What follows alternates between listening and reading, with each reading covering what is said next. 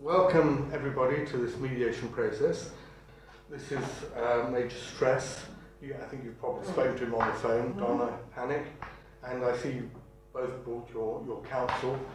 We've spoken. Spencer, your counsel for Donna, is that correct? And David, your counsel for Major Stress. Excellent.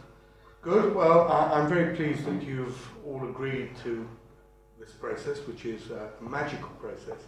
It has great prospects of success, great rates of success, and we hope that at the end of the day we will find a way forward through this dispute. It's entirely confidential. Everything that is said here is what we call without prejudice, intended to create open and informal and candid exchanges of views. And the whole idea is that the courts don't want people to feel that they are being watched, noted, things taken down in writing and maybe used in evidence against them. Really, that convention is strongly upheld by the courts. Judges will not allow people to say, well, in mediation last month you said such and such. Of course that will only happen if, sadly, we don't reach a settlement today. But as I say, 85% or more of mediations succeed, even where negotiations have failed. So I'm here not as a judge or an arbitrator. I'm simply here as a facilitator. I'm simply here to help the two sides try and reach an amicable settlement.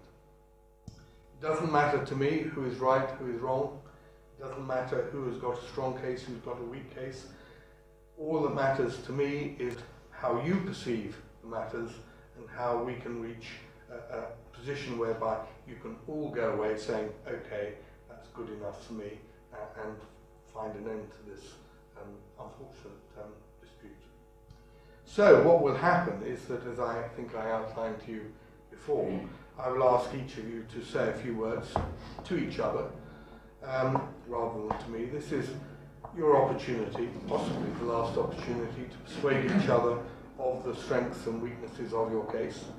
But if, as may inevitably occur, you don't manage to persuade each other of your respective cases, we will then move forward and try and find simply a formula whereby we can move ahead and out of this dispute.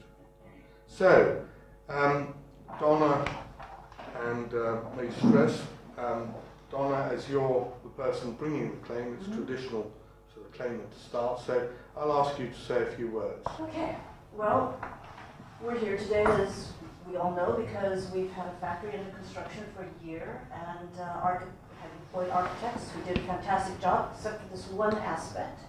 And now, at this late date, we have a floor that is cracked. It's actually coming up from the foundations. It's totally unusable. We can't use it as a workspace. We don't know what to do with ourselves. So, obviously, we went to the law to find out what our rights were and what their obligations are, and that's what we're here to settle today, hopefully as quickly as possible. So I'll leave it to my lawyer to say anything further. Yes, we see this as being an open and shut case. The law doesn't come up to its specification. It is not fit for its purpose, and that is the direct result of the other side's negligence in the way that it's been laid. We've been put to considerable expense, over 200,000, and we are looking for recompense for that. Thank you very much. So, Major Stress. What we provided you is the best possible floor for the purpose. It's a superb floor, hard-wearing, handsome, good-looking. If it had been properly laid and properly looked after in the initial stages, if it had been dressed the way it should have been, we had clear instructions about that, then you would have everything you want. Now, it's not our fault that that hasn't happened. We weren't responsible for the dressing, that was you, and it wasn't done properly. We don't have anything like £200,000. We wouldn't be able to meet a claim of that scale. This is a new product, we're not a big company, we're expanding, and we need to prove that the system works, the new flooring system works, and if we had a claim of this scale, that we would simply not be able to carry on in business. That said, we know how to put it right. Now, you know, there's some time and effort to be expended in that, but we could put it right. For how long? Then how long would that one last? Oh, well, permanently. Once it's properly laid, then the whole point is it is the longest lasting and most hard-wearing flooring that you can have. But it's, you know, if you develop something like this, and you know, I've been responsible for developing this, and it's got to be done properly at the first stage. If you want something that's really going to last a long time, it stands to reason it's got to be very carefully and properly installed and cared for in the early stages. And you know, I'm sorry, it hasn't been, and that's not our fault, any responsibility of ours. We can do the installing. We designed it and we provided it. The installation was done by somebody else. And the architects who employed it, they know that it is the best available flooring for your purposes. It just hasn't been properly done. But we want to try and help it be put right. It's not suited for any purpose at the moment. Right.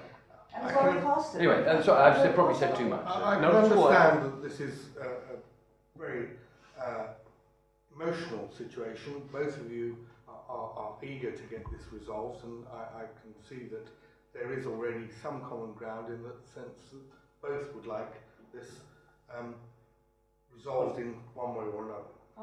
So, if I may just interrupt myself, I was astonished to hear Mr. Hilliard say at the beginning this was an open and shut case. He's an experienced barrister, surely he knows there isn't such a thing.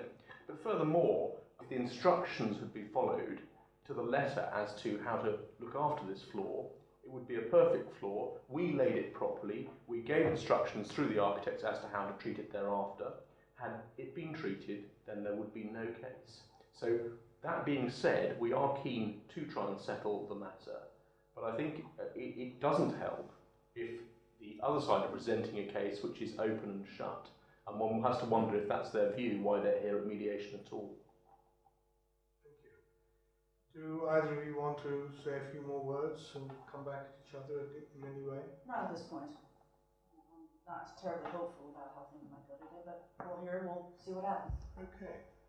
Well, thank you. Thank you for that. I think that's been very constructive and very helpful. I think we've had a good exchange of views. What we will do now is to separate. You will go back to your